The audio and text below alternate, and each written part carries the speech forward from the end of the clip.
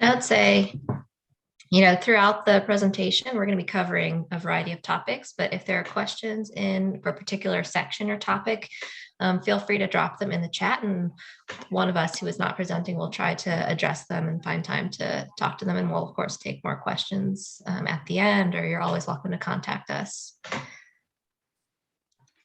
Hang on, I just got to get to the beginning here.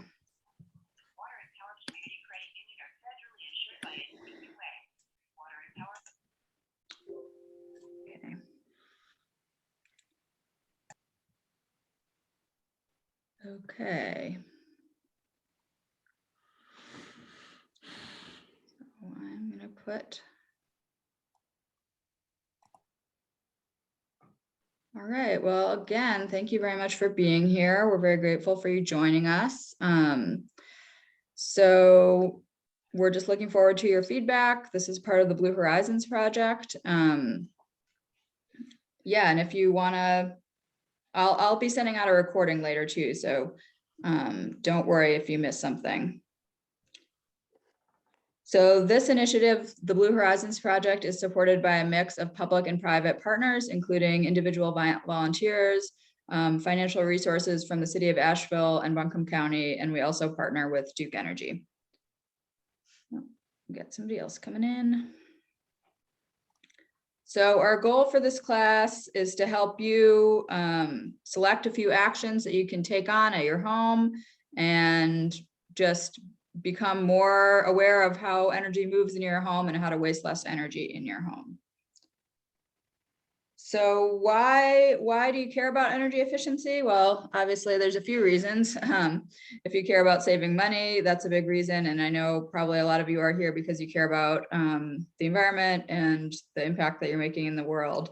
And also about comfort and ability to live comfortably in your home without drafts and temperature variations and all that. And also to add value to your home in terms of the price that you may get when you choose to sell is also important. And for the health of your family in terms of indoor air quality and making sure to be staying on top of moisture issues. And so those are a few reasons that people choose to engage with energy efficiency work. So this is the pyramid of conservation. It's a tool that we use to encourage people to take the most important, impactful actions first and move up.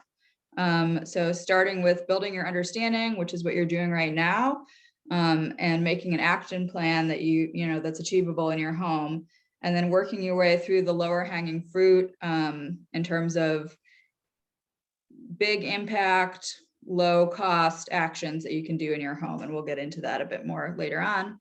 And then moving up the pyramid towards bigger cost, higher cost actions like replacing your heating and cooling. And then finally at the very top is engaging in purchasing renewable energy like solar panels or wind resources. So we just use this as a tool to kind of visualize like where to start and where to go. So just diving right in, reducing drafts to increase comfort in your home. So a lot of people don't realize that leaks and cracks around your doors and windows can add up to a huge impact in the energy efficiency of your home.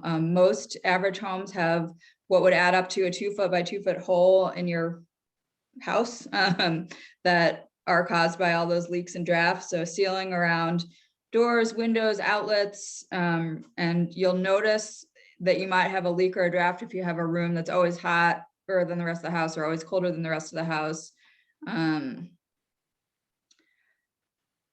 Yeah, so we'll dive more into that too later. So efficient, like I mentioned a bit earlier, energy efficiency increases the value of your home and increases the sense of security in your home. So homes that have had energy efficiency work often sell for 2 to 9% higher than other homes that haven't had that, and that the cost of energy efficiency measures often are gained back and more when you sell your home. So that's just something to keep in mind. Energy efficiency may reduce mold, moisture, and contaminants in your home. So increasing the air tightness of your home, when you do this, you also need to be careful that you're doing it that you're thinking through that you're also making sure to properly ventilate, because if you are tightening the home, you need to make sure that it's also got good ventilation along with that. So you don't want it to become so tight that there's not good good air quality exchange. And you should do that through purposeful ventilation rather than depending on cracks and that sort of thing. You should have like a dedicated ventilation plan rather than just depending on a leaky home for ventilation. So we always say seal it tight and ventilate right. That's what Sophie always says. The more airtight your house is, the more you need to consider air quality and the exchange of air through the rest of your home. So sources of indoor air quality issues could be smoking, human and pet dander, moisture and mold, other things like if you have a gas stove that's leaking, carbon monoxide poisoning is a big thing. So just making sure that you're aware of air quality issues as you're making changes in your home is really important. So obviously, conserving energy at home can reduce the emissions of greenhouse gases and pollutants that harm human health.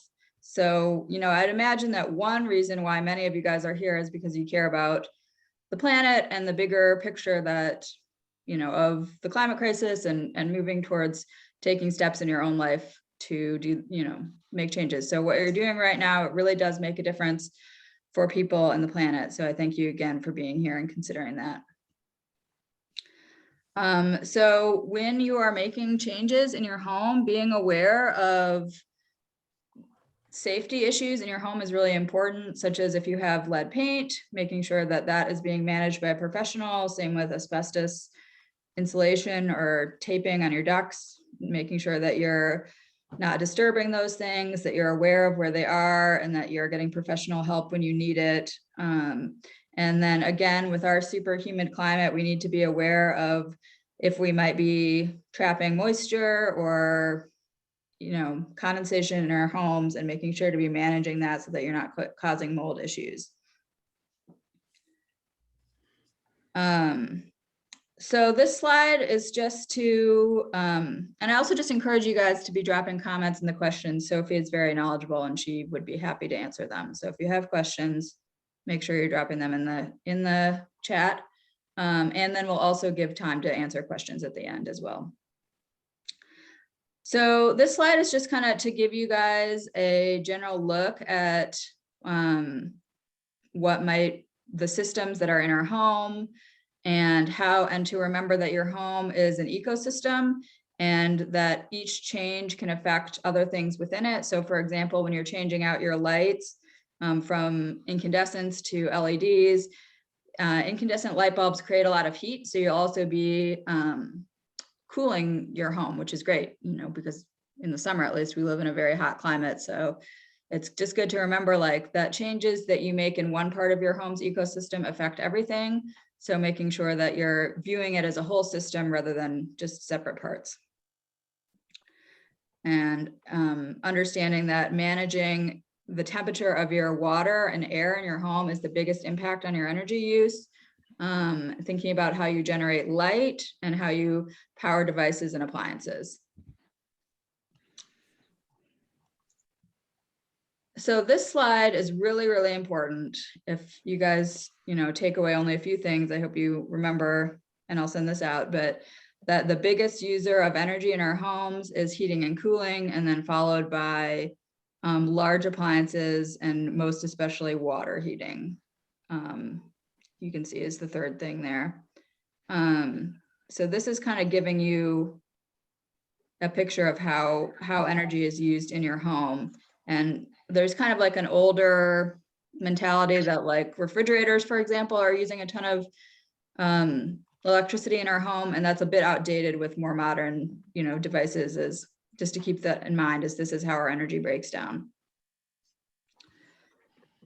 So some basic energy efficiency principles: set moderate temperatures in your home, control air leaks, prevent heat loss, use efficient technologies, maintain your items, and that will maintain efficiency and reduce your use and turn off items when they're not in use. So I'm going to go ahead and turn over to Sophie for heating and cooling. Yep. Hi, everyone. It's great to see everyone today. I'm the manager of the Blue Horizons project, and I'll be talking about heating and cooling in your home.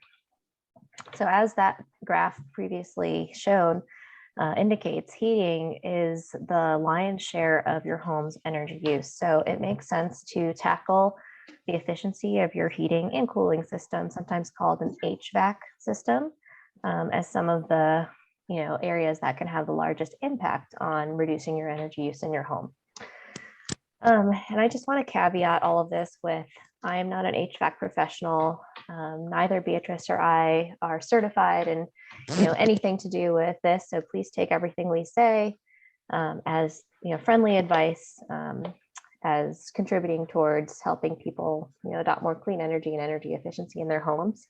We do, however, have relationships with professionals in our community who can take all of what we're talking about to the next level, if that's something that you need. And we're always happy to make referrals to the really talented professionals in our community who can offer solutions for a problem you might have.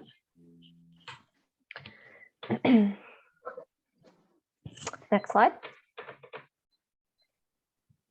So the first action that you can take is to manage your thermostat.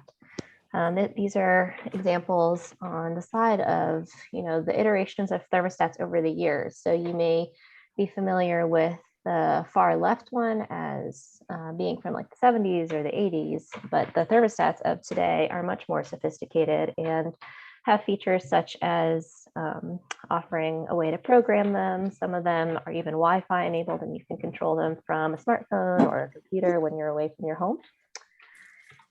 So what you want to do in terms of managing your thermostat is kind of play around with it and see what you're comfortable with. Many of you may also have household members who have differing opinions about what to set the thermostat at. And I know that that can be a struggle, but a moderate temperature in the wintertime is about 68 degrees. In my household, I found that we're all comfortable at around 65. We wear layers, we wear socks, and that's just the temperature that we've landed on as a family of 4 to keep our house at most of the time. We do turn it down a little bit in the evening overnight to about 64. In the summertime, depending on, let's go back to the thermostat. In the summertime, depending on how much sun exposure your home has and how hot your house gets in the summer, we recommend a temperature of 78 degrees. And sometimes, depending on if your home is really shady and moisture builds up in your home, indoor humidity, sometimes you find yourself needing to bump that down even further for comfort and for controlling humidity. We live in a temperate rainforest, and humidity is a serious concern for most homes in our region, particularly if they have a lot of shade. So I recommend everybody monitor the moisture levels in your home. You can buy $10 to $15 indoor humidity sensor that can give you at least plus or minus 5% ballpark idea of what the humidity is in your home. You want to aim for under 55%. That's the point at which mold cannot grow in your home. And mold, as we've talked about, is a contributor to poor indoor air quality. So thinking about your home as sort of an ecosystem, the outside of your home is called the building envelope. And air flows into and out of every home. There is no home, unless you're talking about a plastic bag, that is completely 100% airtight. The average home has enough cracks in the floors, the ceilings, and the walls to make up about a 2-foot square that's like having a window open all the time in your home. So the more that you can do to identify these leaks and seal them up with caulking, weather stripping, and other products that can air seal, the less conditioned air you'll have leaving your home, and the less cold or hot air will be coming into your home. I like to think of this as, you are paying money to condition your home, whether that's heating the air in your home or cooling the air in your home. So sealing up the leaks in your home can help keep that expensive air in your home, and also, of course, keep you all more comfortable. So the middle picture shows a very simple way to identify an air leak. Sometimes you can feel like cold air coming in through your windows, and you can maybe see your curtains or your blinds fluttering, but a simple way to detect an air leak that may not be so obvious is to light a match and blow it out. Sorry, I'm just gonna mute everybody here. You can blow out a match and the wisp of smoke will move in the presence of an air leak. So if you hold it up to a window or door, it's just a cheap way to figure out if you've got an air leak. But typically we see the most air leakage around doors and windows. However, it is also really important to, as this slide shows, air seal the floor and the ceiling. Anytime that there is a penetration of wires or pipes in your floor or your ceiling, that is a place where air is leaking. And especially in the top, in the ceiling of your house, you may have something like where you can have like a hatch to your attic. I know in my house, I've got an attic hatch, and it's really important to make sure that that hatch is sealed, as well as if you have ceiling light fixtures that are going into an unconditioned space, you want to make sure that the area around those light fixtures, you can see in the top middle picture, that's what the top of like a floodlight fixture or a recessed lighting fixture looks like in your attic space. And you can see there's lots of holes there. So air sealing around those, even though you may not be able to see them, they are there and they're contributing significantly to the conditioned air loss in your home. So there's definitely like the more visible and easily felt air loss that happens around doors and windows, but it's also equally important to pay attention to the floor and ceiling penetrations in your conditioned living space. Next slide. So it's pretty easy to seal air leaks in your own home. If you can operate a caulk gun, apply weather stripping, and operate maybe a drill or hammer and nails, you can do a lot of this yourself. Of course, there are handyman services as well as professional energy efficiency services that can do this for you, but I find it pretty empowering to learn how to do this stuff myself. And I just want to say YouTube is your friend. If you are having any sort of inkling that you want to tackle one of these home energy projects yourself, I guarantee you there's probably 45 to 45,000 videos on YouTube showing you exactly how. And we have a good list of resources on our website on air sealing and weatherization that we can send out as well. And of course, also referrals to some local contractors who can do this stuff for you. But in terms of, weather stripping a door or adding a door sweep, that's a project that can be easily tackled in an evening or an afternoon, a weekend. So knowledge is power. As Beatrice mentioned, we do want to just emphasize the more you air seal your house, the more you need to think about your indoor air quality, especially if you have combustion appliances such as a gas hot water heater or a gas stove or a gas fireplace. It's very important to install a carbon monoxide detector if you're going to be doing significant air sealing in a home with these types of appliances. More and more, we are seeing a solution for climate change as being electrifying our homes. So when and if you have gas combustion appliances such as a cooktop or a stove or a gas hot water heater, when it's time to replace those, we strongly recommend going for the electric option if that's within your budget and would work in an application in your home, because those appliances do not produce any carbon monoxide in your home. So your indoor air quality will be better as a result. Additionally, as you air seal a home, you can experience an increase in moisture because there's less airflow and exchange happening between the inside and the outside of your home. And so it may be a time to, as I said, purchase a humidity monitor and possibly a dehumidifier for the summertime because of our humid summers, just to manage the moisture in your home. And it'll be particularly important to use your active ventilation features in your home, such as a bath fan or the range hood over your stove, and just be conscious about that. Another sort of invisible threat that we wanted to touch on is that we live in an area where there is significant radon, and radon is a gas that is naturally present in the earth, and it can seep up between foundations and the cracks and crevices in the earth and under your house. So it's really important to check your house for radon. Radon test kits are sometimes free through state environmental offices or very cheap at hardware stores. So we strongly encourage anytime you're moving to Hi, I live in Swannanoa. I think you service that area, don't you? Okay, I'm thinking of putting in a new heating system. I have natural gas for my water, and I'd like to do a natural gas heat. Great. Yes, I have a heat pump. Okay. Yes, yes, all the houses.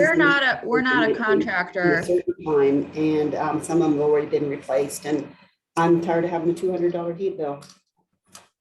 Okay. I would be happy to follow up with you, Melissa, after this, and we can talk specifically about what you're going through at your home. Is that okay with you? Melissa Smith. Okay, it does appear to be that you're on the phone, so I'm just going to mute you. Sorry about that. All right, radon gas. It's really important when you're moving into a new home to test for radon gas. This is something that's invisible, but it is the second leading cause of lung cancer in the world. So it's invisible, but it is something that is easy to test for, inexpensive to test for. And if you need mitigation for radon, that's a service that exists. I personally have a high radon level in my own home, and I have a radon mitigation system. And it doesn't use very much energy at all. Next slide. So we talked a little bit about ventilation. So there's passive ventilation, which is the exchange of air inside and outside of your home through cracks in your building envelope. However, active ventilation is what we want. So when you're taking a shower, use your ventilation in your bathroom. When you're boiling water for pasta or making soup on your stove, use the ventilation if you have it in your kitchen to keep excess moisture out of your home. Moisture that builds up in your home can lend a very nice environment for mold and mildew to grow, and that's not healthy for humans or animals to be breathing in consistently. So active ventilation is really important. I see a question in the chat. 2 of the bathrooms have ventilation fans, but other 2 don't. Yes, ventilation fans can be installed after the home is built. It is a best practice to vent them to the outside. There are some fans on the market that simply circulate air, and that does something maybe for smells, but for moisture, that's not doing anything. It's just recirculating your air. So if you are installing a bathroom fan, you want to look for one that has a vent kit that can go to the exterior of your home or through your roof. And it may be a project that you would need a professional to come and install, but it's really important for that air to get outside of your home and not just be recirculating inside your home. Move on. So insulation. So the first step in increasing the energy efficiency in your home is air sealing and keeping the conditioned air that you're paying to heat and cool inside your home. So that's keeping the air inside your home. But as far as keeping heat in or out of your home, depending on the season, insulation comes into play. So you want to have insulation in your walls, ceiling, and in the floor if you have an unconditioned space like a basement or a crawl space under your house. It is most important to have insulation in your attic when you're looking at reducing your heating bills in particular. Oftentimes that's the best bang for your buck. Increasing your attic insulation can significantly reduce the amount that your heating system has to keep heating your house. It's like a blanket on top of your house, and having evenly, consistently installed insulation is of critical importance in order for it to be effective. If some parts are, not installed as well as other parts, it kind of just ruins the whole effect of the insulation. So having really well installed insulation is really important. Let's see, Betsy is asking about radon mitigation. Should you recheck levels periodically? I I think for peace of mind, you can definitely recheck the levels periodically. When I had my system installed, I was told to just maybe spot check. There's a little gauge on mine just to spot check that the fan is actually running and that the pressure was equalized in it. And so that gives me personally peace of mind, but I could see wanting to check on an annual basis just to be 100% sure. I think that would be a fine practice. Or, consulting with the radon mitigation professional that came and did your system, they should be able to provide you advice. But for me, when I go and change my HVAC filters every 3 months, I kind of just spot check the radon system in my crawl space and make sure that, the levels are where they're supposed to be. So for our region, since we have very cold winters, we have a recommended insulation level in your attic of R38. That is the building code. However, insulation in your attic, as I said, is really goes a long way in increasing the comfort of your home and reducing your energy bills in the wintertime. So we would recommend going up to R49, and that's what you typically see in green built houses or Energy Star houses. Oh, and Susan here is saying she's had her radon tested every few years and she's seen it change fairly dramatically in that time. Interesting. Susan, do you have a radon mitigation system?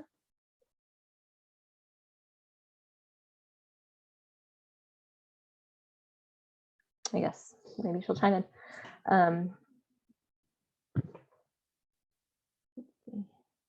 I'm sorry, go back to the previous slide. Sorry, Beatrice.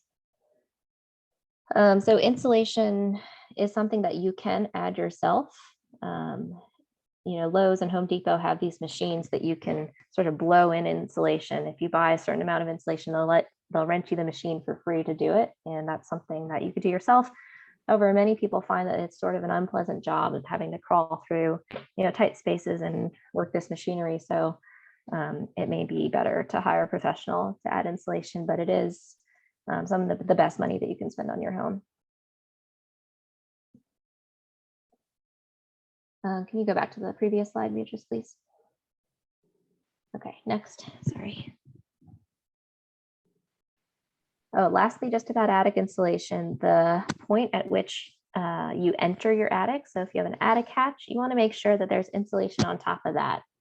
So oftentimes you'll have like a square opening in your ceiling and you want to just apply some foam board on top of that. And there's guides on how to do that online, just essentially making sure that you have all this insulation in your attic, but you want to make it consistent. So insulating the attic hatch can help maintain the consistency of the insulation. Otherwise, you'll just have a big cold spot in your ceiling where heat will escape. So this is a diagram of what a ducted heating and cooling system typically looks like. So you have an air handler in your attic or your basement or crawl space, and that's blowing air through the vents in your home. This is not the only way that you can heat or cool your home. There's plenty of other non-ducted heating and cooling systems, such as window air conditioners or ductless mini splits, where you have a register on the wall and no ducts in your home. But typically, most homes in our region do have ducts that the HVAC system pushes cold or warm air into the home. Next. And for this reason, if you have a ducted heating and cooling system, it's important to make sure that your ducts are in good shape.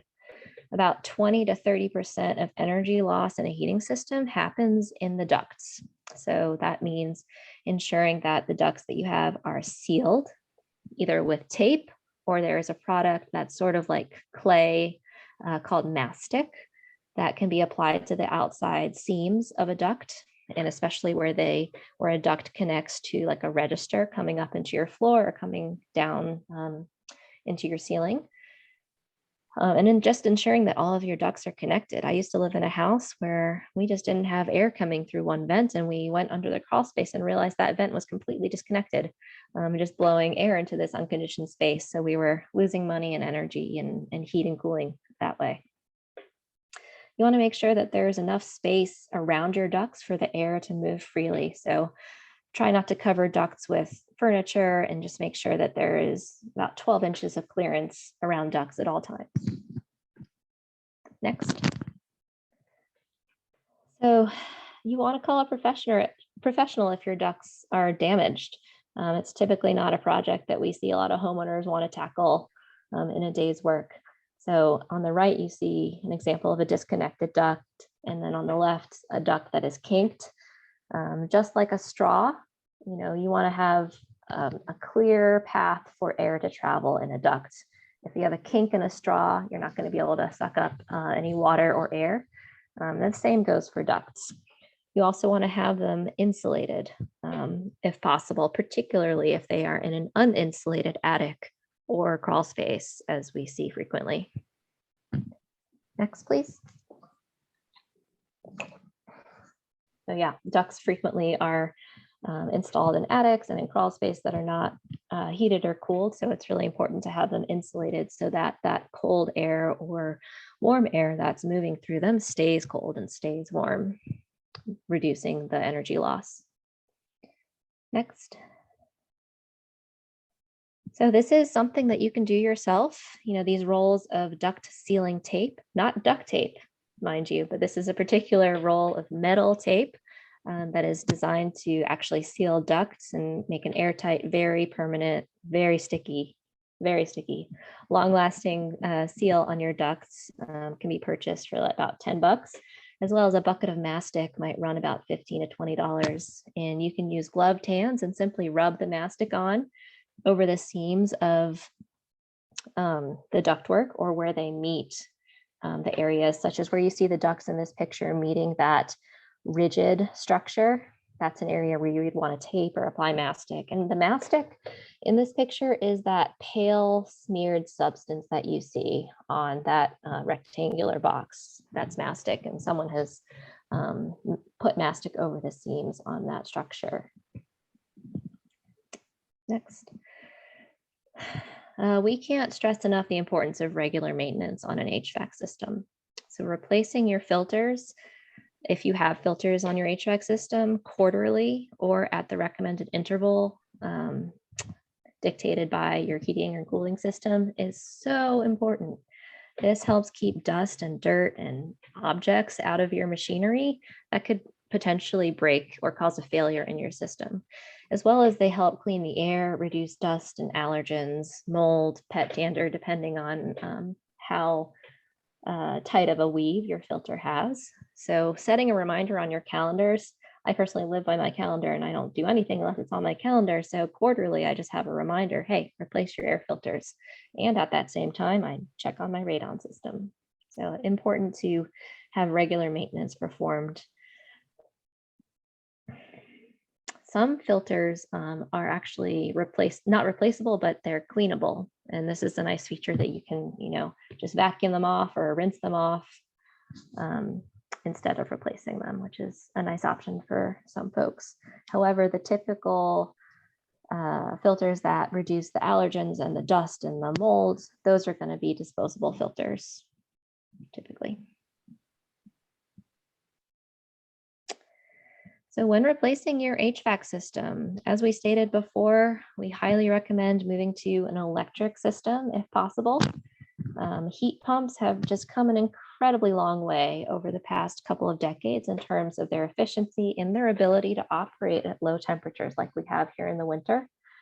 A heat pump has the benefit of being able to cool and heat your home, and they typically are quite capable at handling the very cold winter mornings that we have here, provided that you get an efficient model. So there is some mental math to be done when you're considering how efficient of a model to get. For heat pumps, the building code specifies a particular efficiency. However, the more you can go above that efficiency, the less money you'll pay over the lifetime of that equipment typically. So buying efficient equipment sometimes costs a little bit more upfront, but often pays for itself over the lifetime of the equipment and sometimes pays for itself really quickly.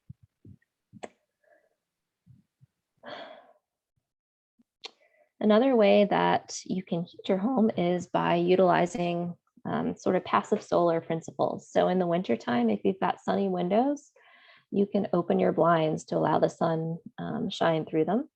Similarly, in the summertime, you want to use blinds or window coverings to keep the sun out of those spaces to keep your home cool. Next slide. Let's see, Marty is asking, what SEER level do you recommend for homes? So SEER, a 14 SEER HVAC system or heat pump is the building code. We would love to see people installing 16 SEER and above in our climate.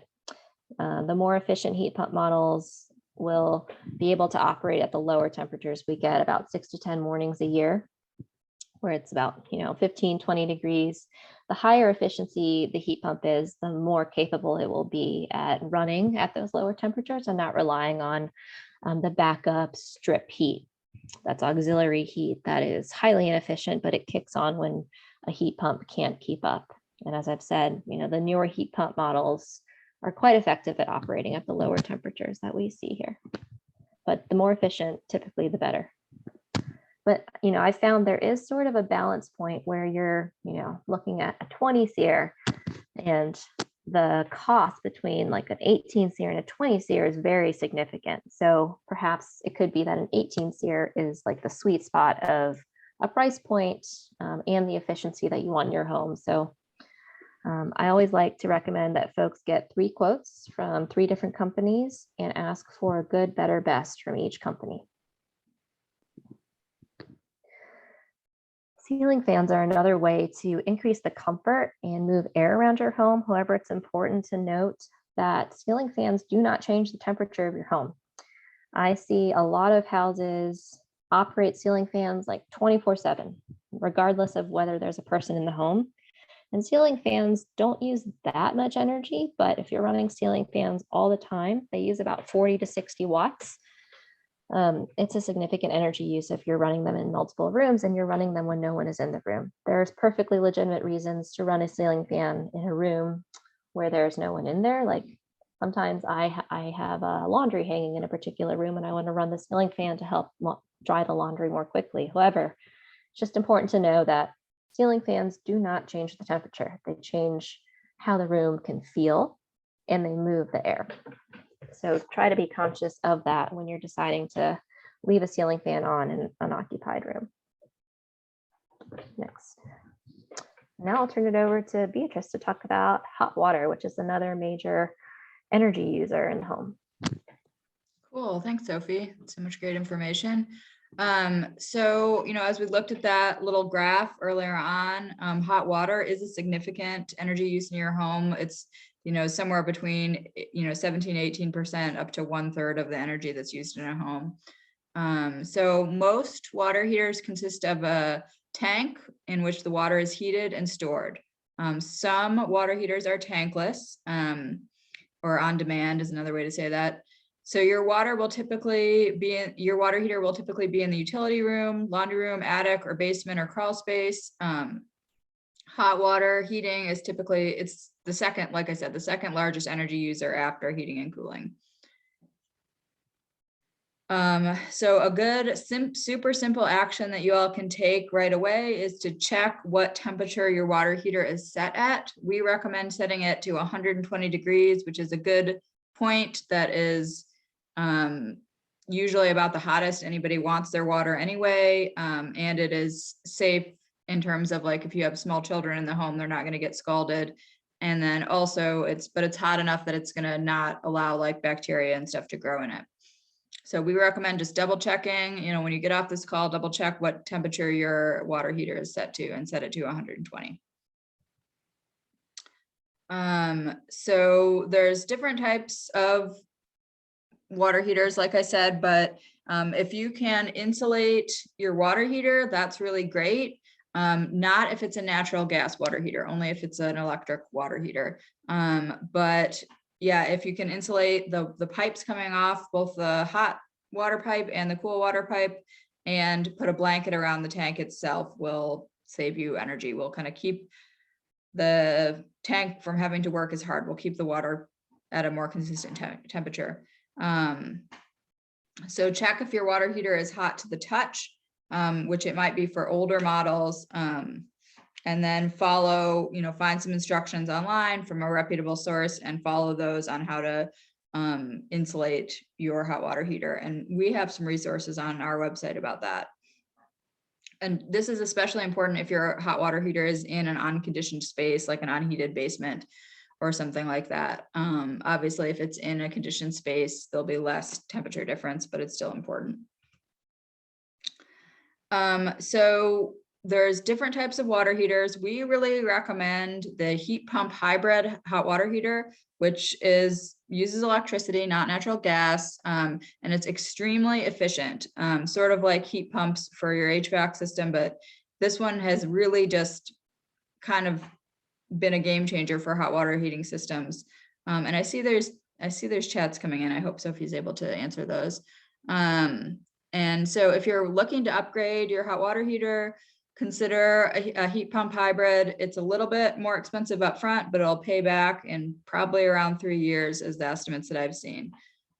So worth it. And if you do use natural gas for your hot water heating and you're not, wanting to or able to change that, then I recommend the tankless versions. And it's just good to do research. And that's generally what we have been hearing from people, but look into, your unique situation. So conserving water, if you're conserving how much hot water you're using, then you're gonna lower your bills. So taking a shorter shower, using a timer for that, it can be helpful. That's not for everybody. If it's not for you, that's totally fine, but it can be a nice way to use less energy. So making sure that you have aerators on your kitchen and bathroom sinks is really important. It reduces the flow that is coming through those devices, but not the pressure. So it just kind of pushes some air in with the water. So it's the same like pressure of water. So you can still wash everything you need to wash, but it'll be less water coming out of that faucet. So just double check that you have aerators on all your sink fixtures. And you can look at this picture that'll show you GPM is gallons per minute. So you can look, on there and see what that is. And you can get go to Lowe's or Home Depot and get a good efficient one. And low flow shower heads, if you don't already have one, are really great. I have super thick curly hair and I use a low flow shower head, and it's, can get the water pressure in and do everything it needs to do. And it can really save a lot of water. It's kind of the fastest payback change you can make if you don't have one already. So yeah, and just switching gears a little bit into general energy efficiency stuff. I can't remember, Sophie, this is where I'm trying. Yeah, I'll take it. Yeah, I'll take it from here. Yeah, so just in general, you want to look at replacing your light bulbs with LED light bulbs. And these use about 90% less electricity than their incandescent counterparts. I'm sorry, Susan is asking, tankless water heater versus a heat pump hybrid. So a tankless water heater, those are typically natural gas. And heat pump hybrids are electric. We would recommend a heat pump hybrid as opposed to one that uses natural gas, which is a fossil fuel. But you may not, there's different things to consider in terms of, some people really need the on-demand or want the on-demand hot water versus, a heat pump hybrid is typically going to take some time to heat up at the faucet or the shower. No, tankless does not have to be natural gas. There just are very, very, very few electric tankless hot water heaters on the market, and I've not seen them take over enough market share to be a viable or cost-efficient option for the average homeowner. So LED light bulbs, one of the simplest things that you can do, you can request a free home energy house call through Duke Energy.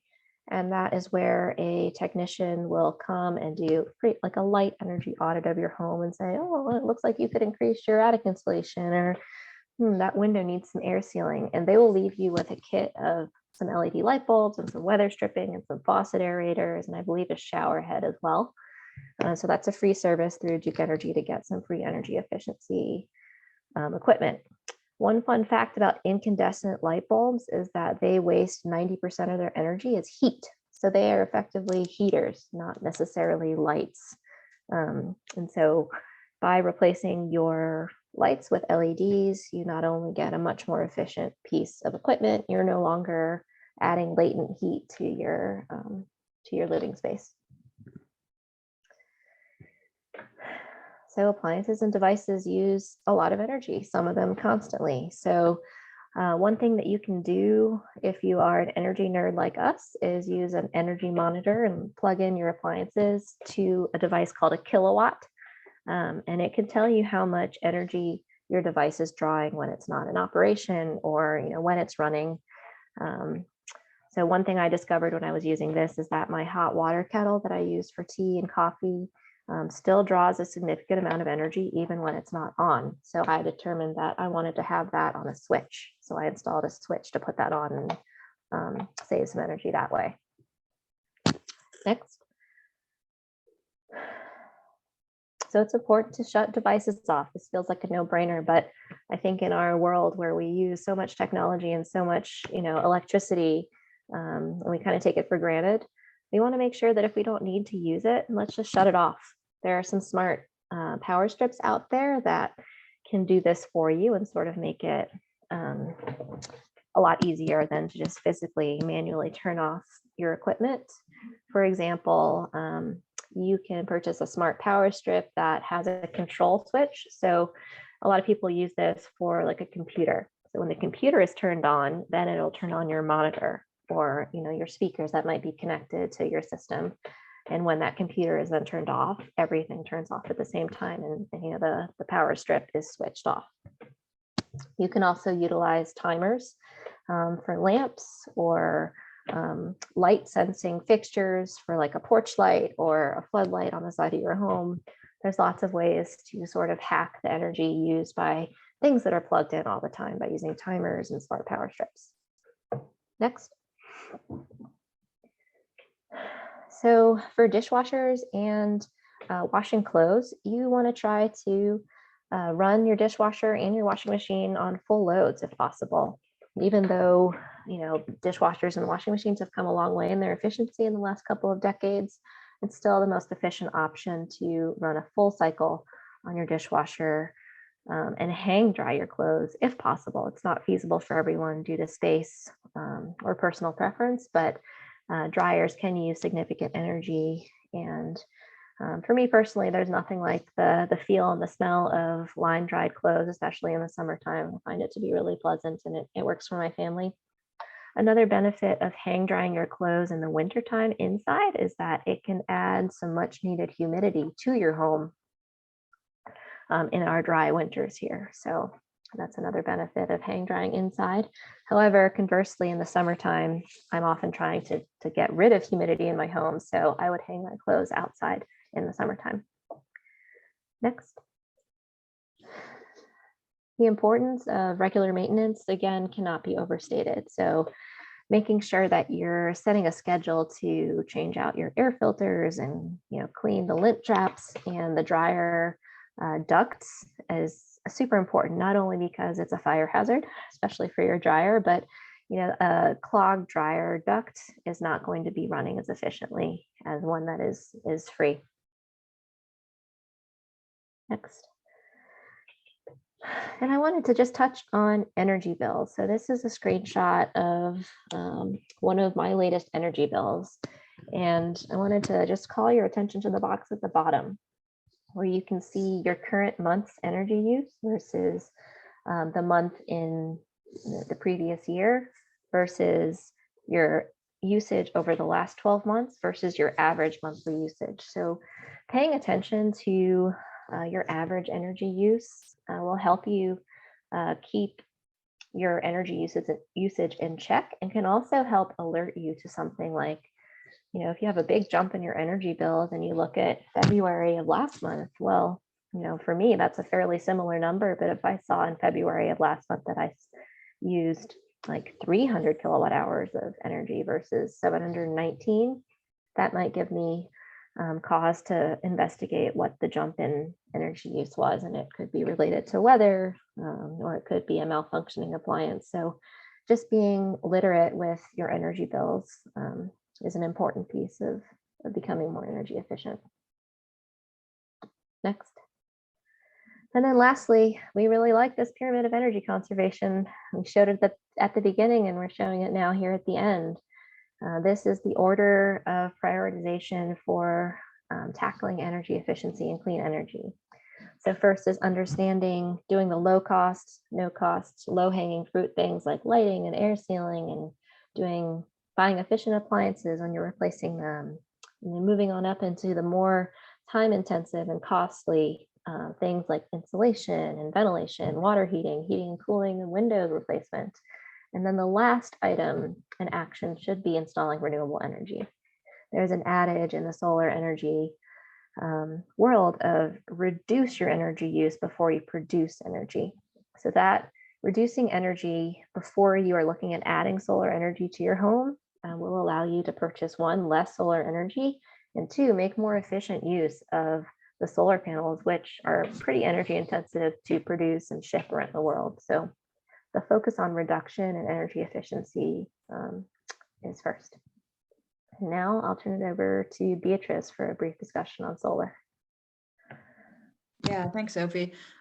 So solar is awesome. I love my solar panels, but I do caution people to, be aware of the costs, be aware of whether or not your home is an appropriate location for solar panels.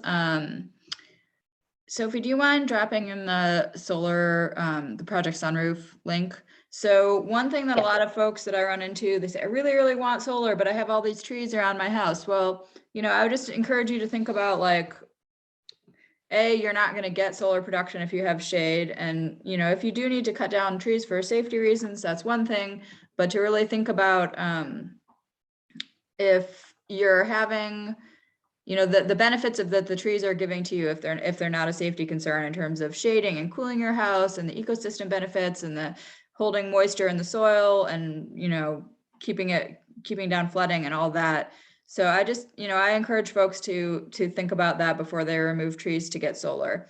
And then also thinking about your roof orientation, that the best orientation is a south facing roof to get solar.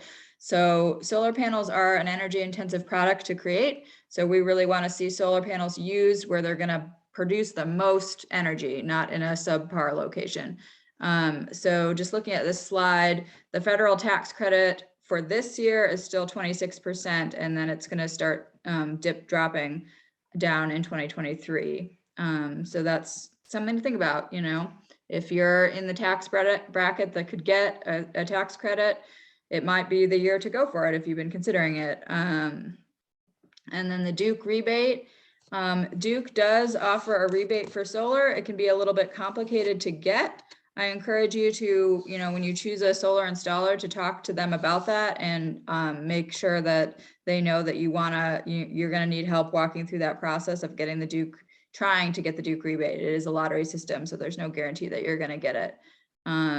And then we really encourage folks to use a local installer who's invested in our community. They understand the permitting here. They, care about maintaining a good recommendation, relationships with people here. So the companies that are going door to door and that are national companies, they're not always as invested in doing good long-term customer service. So just think about that, as that the price might be smaller up front, but the cost could be larger in the long term in terms of quality of work. So we have 5 local solar installers that we encourage you to check out, and we're happy to send out that recommendation. And that is all. And I just want to say again, thank you so much for being on this call. Please check out our website at bluehorizonsproject.com, or info@bluehorizonsproject.com is our email address. Please email us with questions. And I want to open it up. I'm going to stop sharing and I'm going to open it up for people to ask any questions in the next 5 minutes or so that maybe didn't get answered in the chat. I have a question or two. Sure. Let me just address these questions in the chat and then we'll get to you. So Marty is asking, are Duke monthly alternative energy rates legitimate? Marty, can you clarify that question? Duke offers, it allows you to buy at $3 per Oh, yeah. unit. And I'm just wondering, are those, is that legitimate? Are they actually going out and buying alternative energy sources? What do you think of it in terms of the economics? Yep. So what that is a program to that Duke is using to purchase renewable energy credits. So essentially, they are purchasing the rights to claim the renewable energy generation that's happening elsewhere. So it's not like they have a big solar farm that they are drawing energy from. They are drawing or basically paying for the right to claim that they are drawing alternative or renewable energy from another part of the grid. So that definitely is a way to support renewable energy, particularly if you're not in the position to install renewable energy on your own home and you want to participate in renewable energy. It's definitely something to think about. And if you're interested in that, I think that their website on it, it's called Renewable Energy Advantage. There's some good information on there, but you may also want to do your own research on the pros and cons of RECs, renewable energy credits, because that's essentially what that program is. And then let's see, one more question in the chat. We will email out a recommended local service providers list. Yeah, Beatrice and I will definitely do that. As far as the solar contractors, yeah, there's about 5 or so local solar contractors. For HVAC contractors, I'm a little hesitant to recommend them because there's like 1,000 of them. But I would be happy to caveat it with they're the ones that I've had experience. It's not necessarily a recommendation by Blue Horizons project. And then Betsy, yes, what's your question? I have a question about both about programming, both for a heat pump and a electric water heater. When I leave town for 4 days or more, sometimes 3 days or more, I will reduce the heat on my heat pump and turn my water heater to 60 degrees instead of 120. I've had a couple of comments from people though that say, and this is what I'm wondering about, particularly the water heater. Particularly the heat pump. If I reduce the heat to 58 instead of leaving it maybe at 64 while I'm gone in the winter for multiple days, and it's really cold, then the heat pump has to work really hard to get the house back up to 67 or 68. And I had one contractor say, you're negating all of the gain, the energy gain that if your heat pump has to heat not just the air, but the walls of your house, the furniture in the house, everything is being brought back up to a temperature. So I have a hard time figuring out when it makes energy sense to do that, to reduce the heat, and when it's better to just leave it at a fairly low in the winter or high in the summer rate. So our recommendation would be if you're leaving your house for multiple days, it's perfectly fine to bump your heat down to 58 or 55, just, to keep your pipes from freezing essentially. Or if you have pets in the home, keeping them fairly comfortable. What you don't want to do is have drastic swings in the temperature. So I would not turn it down to 55 at night and then bump it up back to 65 in the morning, because that's where you see the heat pump having to work really hard. So what we recommend is, for day-to-day use, just bump it up or down 1 or 2 degrees at a time. And that way your heat pump or your system will be able to sort of keep up and have sort of a moderate increase or decrease in temperature instead of these wild temperature swings. The big temperature swings are what can cause your auxiliary heat to turn on, because your heat pump is, programmed to meet a set point. And so when you're going from 55 to 65, it's like, oh God, got to pull out all the stops, got to get it to 65. And so it'll turn on that super inefficient backup heat. Does that make sense, Betsy? Yeah, Yeah, it there's does. no, It's just hard Yeah. to know where the line is. If I'm gone for a week, is it worth making it work hard to get from 55 back up to 65? Or should No, I what I bump would it do up is 2 when you come degrees at a back, time? when you come back to your home, bump it up. Uh-huh. You know, if you're gone for a week and you turn it down Yeah. to 55, when you get back, turn it up to 57, wait an hour, turn Right. it up to 59, you know, just a couple degrees at a time, Yeah. and that will be less Yeah. taxing. Yeah. And what about the water heater?